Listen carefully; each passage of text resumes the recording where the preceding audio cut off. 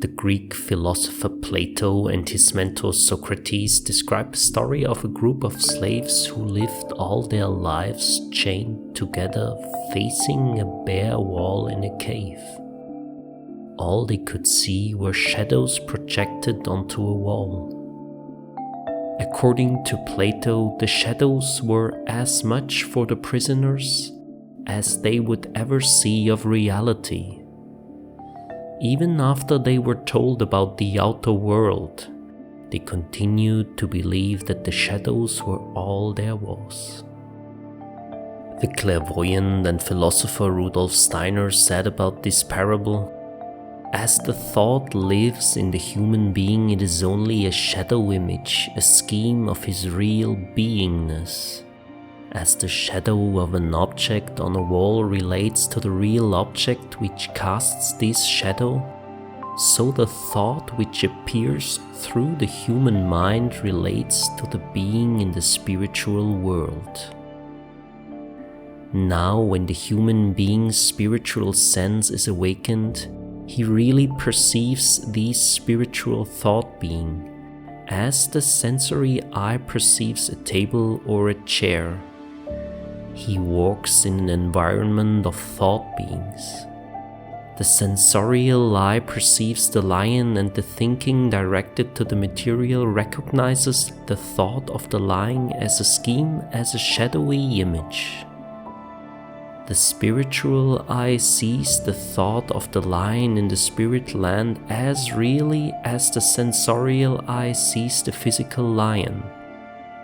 Again, we can refer here to the parable already used concerning the soul land. Just as the environment of the operated blind person suddenly appears with the new qualities of colors and lights, so the environment of the person who learns to use his spiritual eye appears filled with a new world, with a world of living thoughts or spiritual beings. In this world, the spiritual archetypes of all things and beings are to be seen which are present in the physical and in the world of the soul. Think of the picture in the mind of a painter before it is painted. Then one has a parable for what the expression archetype describes.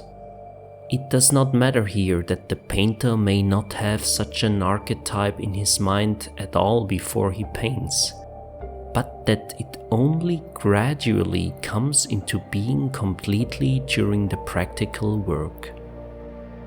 In the real world of the spirit, such archetypes exist for all things, and the physical things and beings are after images of these archetypes. If someone who trusts only his outer senses denies this archetypal world and claims that the archetypes are only abstractions which the comparative intellect obtains from material things, this is understandable because such a person cannot perceive in this higher world. He knows the world of thoughts only in its shadowy abstractness. He does not know that the clairvoyant is as familiar with the spiritual beings as he himself is with his dog or his cat, and that the world of archetypes has a far more intensive reality than the material physical one. The first insight into this spirit land is even more confusing than the one into the world of the soul, because the original images in their true shape are very dissimilar to their material after images. Equally dissimilar, however, are their shadows, the abstract thoughts. In the spiritual world, everything is in perpetual moving activity, in ceaseless creation. A rest, a staying in one place as they exist in the physical world does not exist here.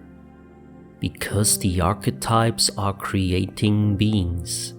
They are the workmasters of everything what arises in the physical and mental world.